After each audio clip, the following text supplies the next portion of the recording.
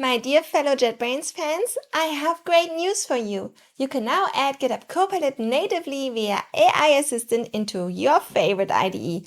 With JetBrains' new agent client protocol support, integrating AI agents is a breeze. Let me show you how to get GitHub Copilot up and running in just a few clicks. First, open your JetBrains IDE like I am here in IntelliJ and go to the AI Agents tab. Select GitHub Copilot from the list. That's it! You can now use GitHub Copilot through the familiar chat window in your JetBrains IDE. Give me a summary what this project is about. Or is the README up to date? Or even something more complex like run the tests for me and tell me if the test coverage is good enough. Stay tuned! Future improvements include next edit suggestions, Copilot skills, and deeper orchestration for complex development tasks. This is an ongoing collaboration between JetBrains and GitHub that aims to further enhance integration and developer experience.